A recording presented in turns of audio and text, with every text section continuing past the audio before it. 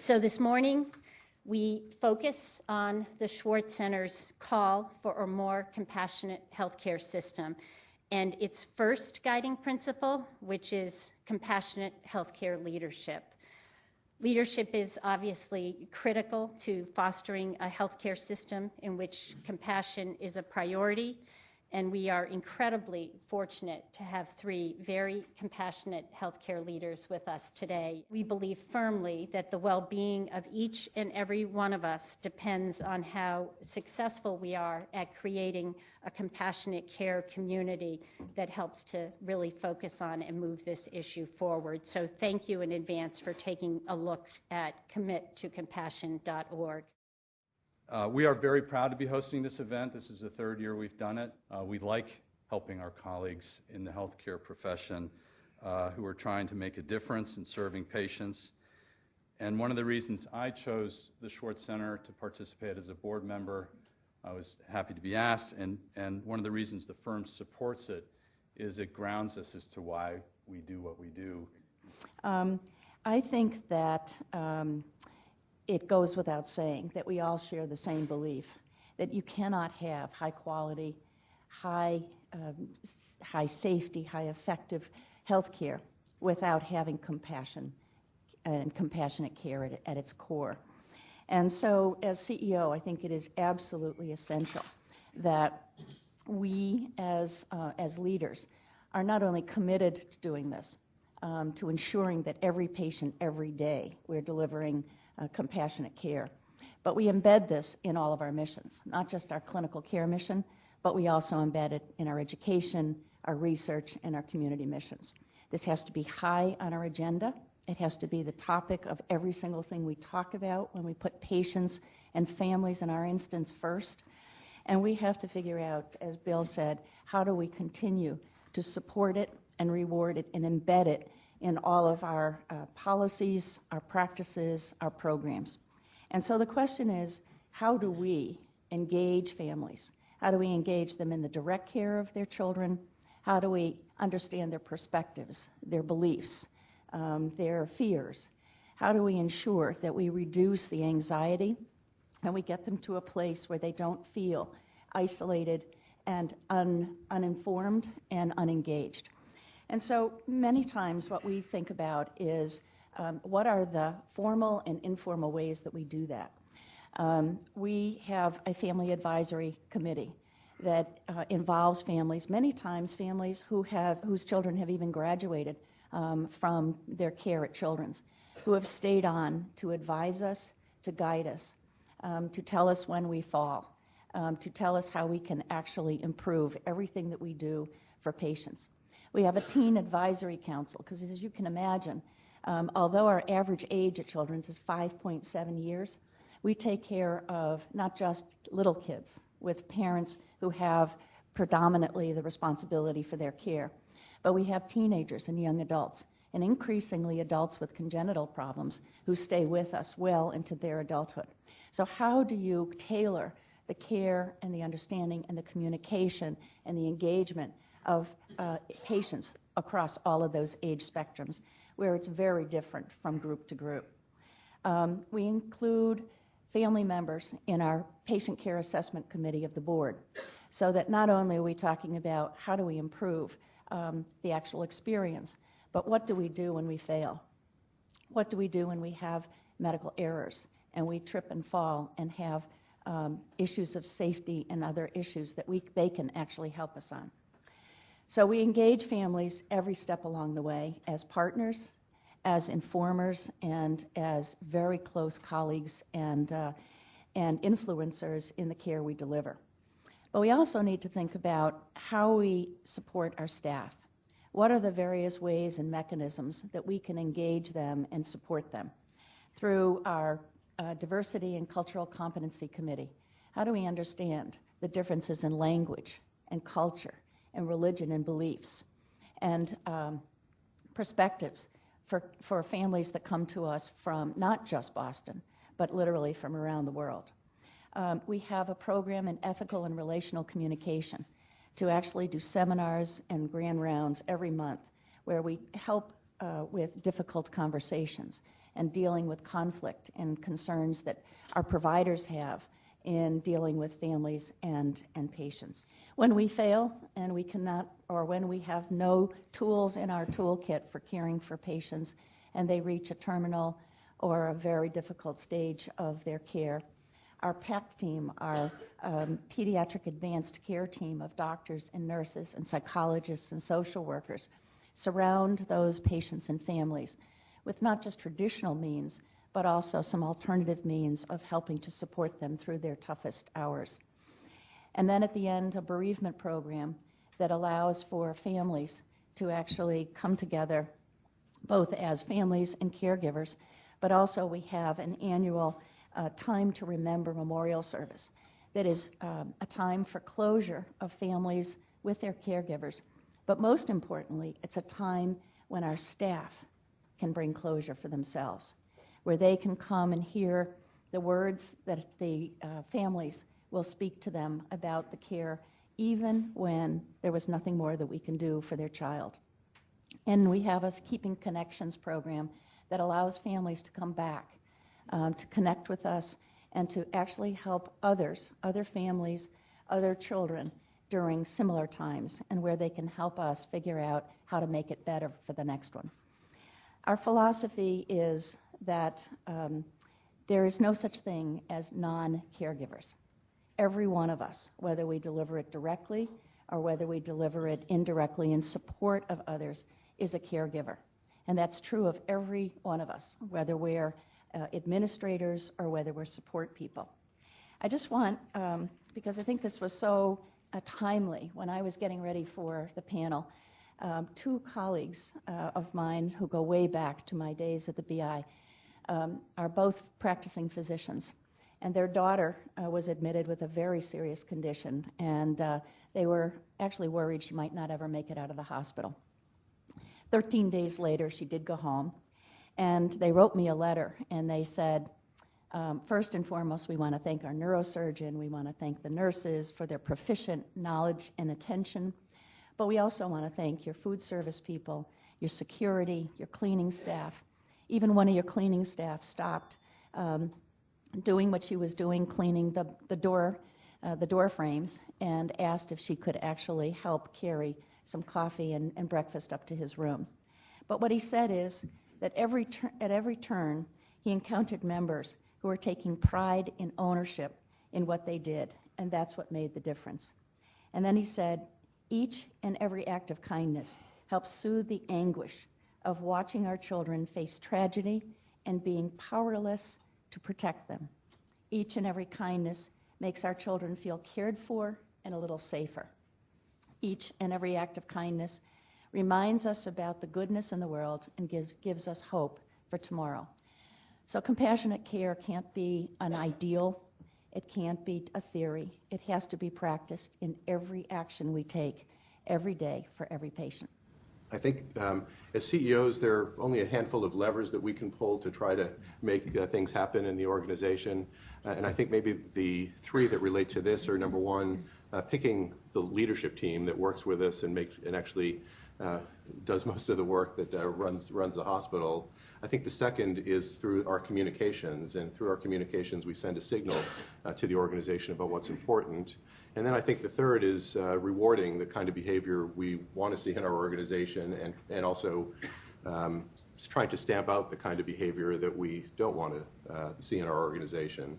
So as first at the leadership team, I mean, there are a lot of very smart, bright, accomplished people in healthcare. When I'm interviewing for somebody for a job at Mass General as a chief, as a vice president, probably the thing that I am looking most for, in addition to the baseline competence, is are they really passionate about healthcare? Is making a difference in other people's lives the thing that motivates them more than anything else? Do they get teary when they talk about patient care? And so that is extraordinarily important to me. I think the second thing that we can do is communicate, and I send out a regular series of communications, and I'll try very frequently to be sure that stories about exemplary performance by our employees in this arena are highlighted in those communications, and those are and so through these communications, be it in our newsletter or the monthly emails I send to the entire staff, we try to highlight examples of compassionate care. And then there are a whole set of rewards that we provide. Probably the most fun that I have every month or more frequently is when I go on what we refer to as Excellence in Action rounds, which I started when I took this position. And one thing that is remarkable to me is that the department in the hospital that I have visited the most to give these awards is not the physician staff, it's not the nursing staff, it's actually our police and security department. And I think it's just a great example that everybody involved in healthcare has an opportunity to make a difference in the lives of people sort of walking through our doors. One was to a gentleman by the name of Robert Moda, who works in our parking department. He was approached one morning by a distraught patient who feared that she didn't have enough gas in her car to make it home from her appointment. She was late for her appointment. She really was distraught, didn't know what to do. He said, "Don't worry, just leave me your car, give me your keys." And while she was having her appointment, he went out and took her car, got it filled with gas, and when she returned, gave her back her car fully fueled, paid for it himself. The other individual I gave an award to, and I've probably given more awards to this individual, I know I've given more to him than anyone else, is a young man, not so young man, by the name of Mac Moore, who is an ambassador at the hospital, which means he's one of the people that greets people at the front entrance as they're getting out of their cars and tries to help with wheelchairs or whatever else he can do. And I'll never forget a few years ago at one of our employee dinners, I met his wife, who said that she was very proud of the work that he did at the hospital, but was kind of frustrated that he didn't like to go on vacation because he didn't want to leave his patients behind at the hospital. These interactions that he had were so meaningful to him that he didn't want to leave anybody in the lurch. So in this case, Mac was approached out in front of the hospital by a woman she was actually sitting in her car crying. He learned that this woman's mother was very ill, and that this woman was crying because she was afraid her mother was not going to make it. He helped her park her car, talked to her, shed a few tears with her, and we received a letter from this woman's mother subsequently that said that he talked to her and asked what she was afraid of and actually shed a few tears with her because he has such a kind heart. No words could ever thank him for what he did for my daughter in her hour of need, and he was so humble when I tried. He told me we are all God's children and should always be there to help each other. We do a number of other things to try to promote compassionate care within the organization. Some of those that we're privileged to use are programs from the Schwartz Center. We're very proud of the fact that that Ken Schwartz's care was at Mass General, which inspired him to write that incredible article in the Boston Globe magazine. I'll never forget sitting around the breakfast table one Sunday morning and reading that article and feeling like a lightning bolt had hit me.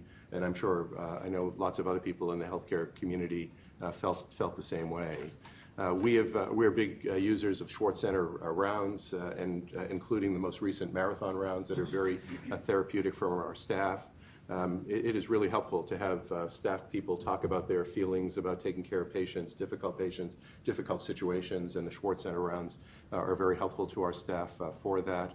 We also have a pastoral education program that we've done in partnership with the Schwartz Center, helping some of our clinicians get educated in pastoral care, which adds an important dimension to their ability to provide compassionate care to patients as well.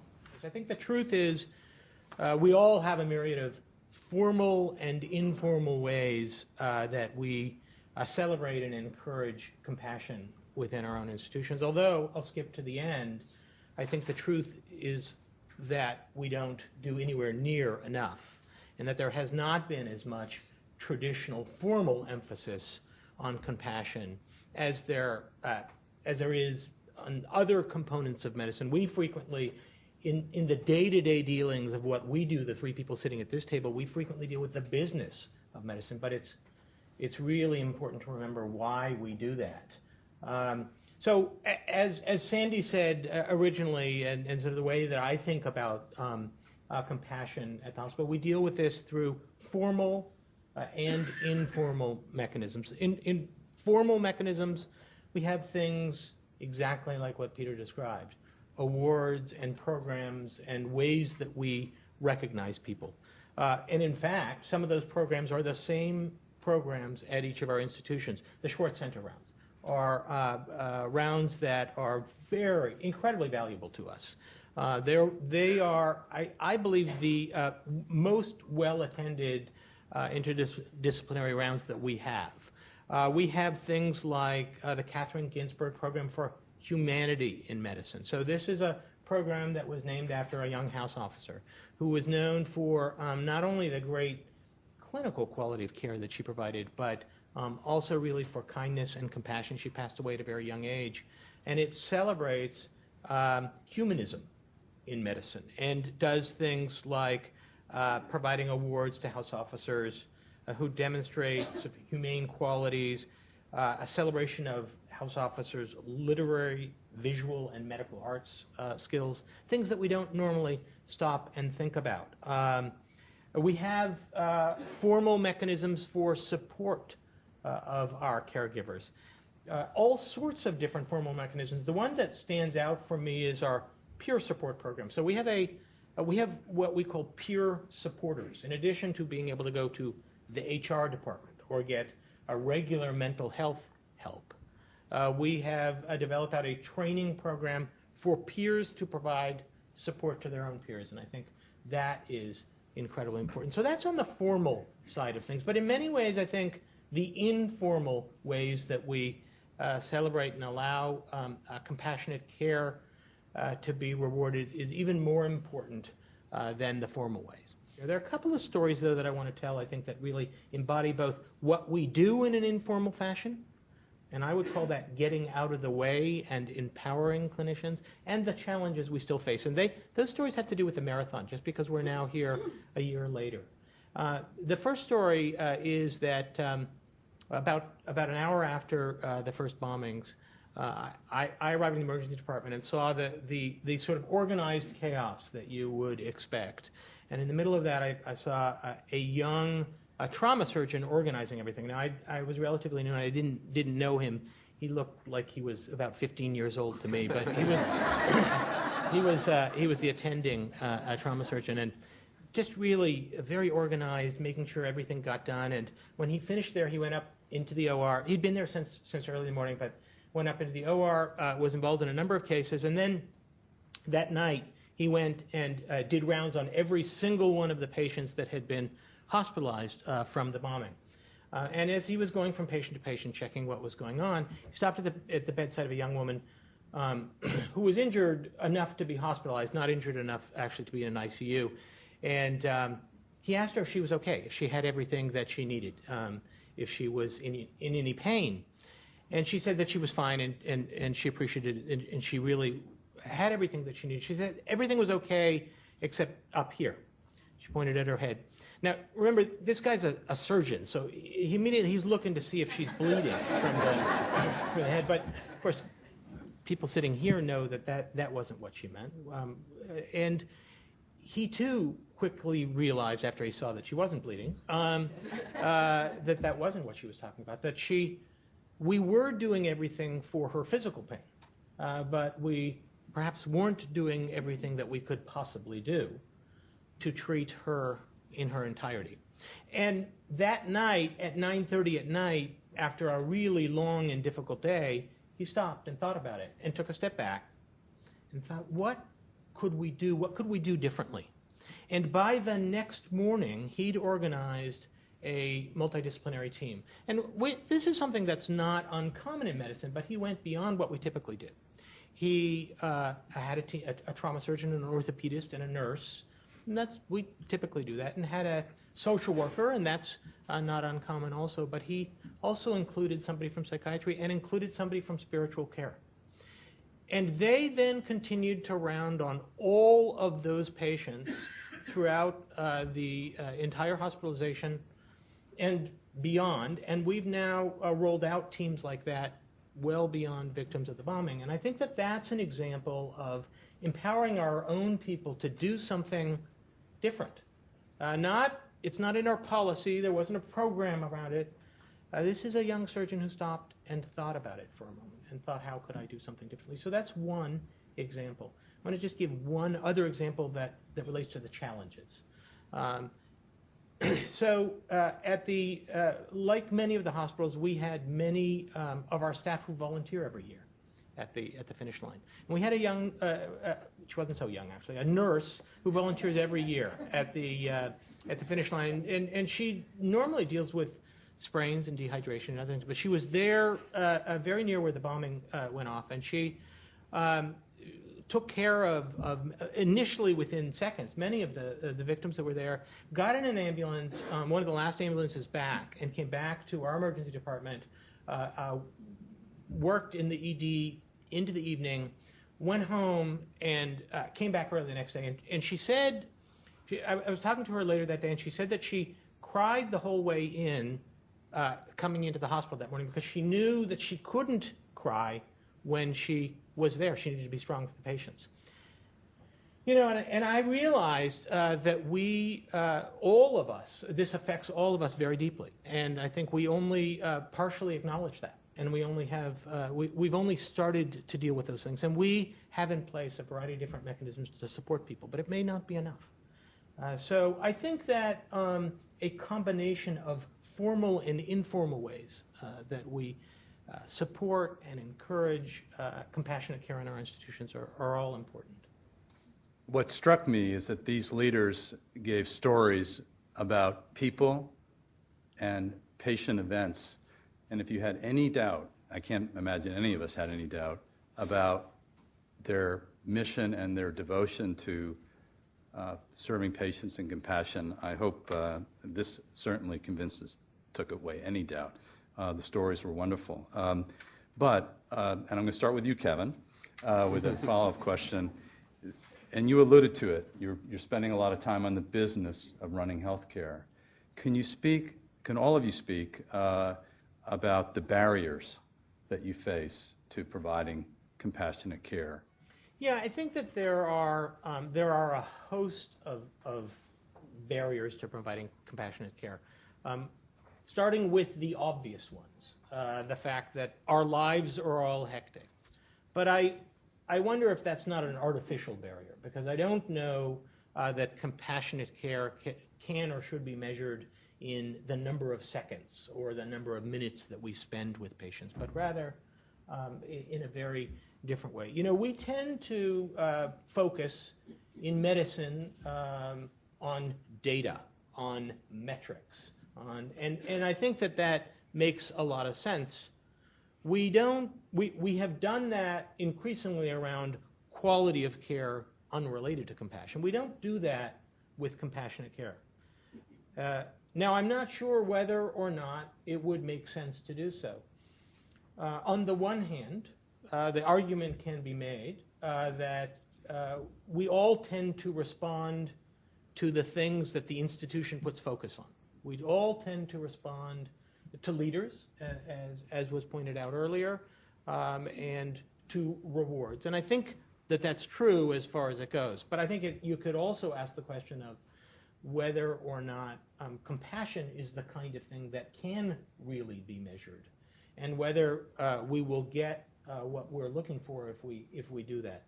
We know with quality of care, for instance, that frequently we end up with unintended consequences, and things like teaching to the test. That's the last thing that we would possibly want around compassionate care. And so I think we're going to have to find the balance, and I think that healthcare in this country is just starting to come to grips with this. There are obviously a lot of pressures on our organizations to try to slow the rate of rise of healthcare costs, which we fully embrace and are working hard on. And as Kevin said, it does mean at times briefer interactions with patients and a lot of production pressure. But we pursue compassionate care not only because we think it's the right thing to do and it's so meaningful to our staff and our patients to do so, but I would also argue that from a business standpoint, it is also perhaps the most important thing that we can do. If you look at, there's been a bunch of research done over the years that looking at what drives patients to return to their healthcare provider in the future. And if you, on a patient satisfaction survey, get the highest possible ranking as a hospital, there's about a 95% chance that that patient will come back for future care in the future. If you get one notch lower than that, that percentage drops off significantly to about 70% or so. And if you get a middle ranking, there's a very low likelihood that that patient's ever going to come back. So if we want our patients to return in the future and want to remain busy as an organization, if we want them to tell their friends and family members about what a great experience they had at Mass General, which is probably the best marketing that we can ever do, then providing care for them that is not only expert but compassionate is job one. Well, I think that we are really in danger of stripping out some of the compassion that we've been so diligent about putting back into healthcare. So I worry that time really is a problem. That's what I hear the most. I hear our caregivers talking about how they just don't have the time. So the question then is, what do we do about it? I think we have to continually look at what we're asking our people to do day in and day out.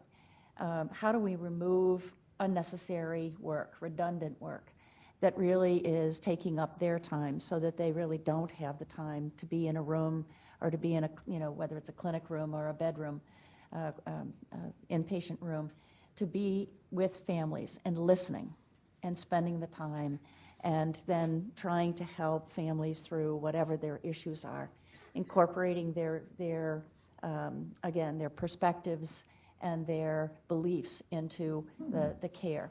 I think we have to surround, and we talked a little bit about this before, we have to surround our clinicians with the various tools and supports. And it's helping them not just with difficult conflicts within teams, conflicts and difficult situations with families, but it is also, I think, providing a way for individuals who are in personal crisis in some way to really get help. Because you can't expect people to, providers and caregivers, to extend themselves and to surround patients and families if they're really hurting and suffering themselves.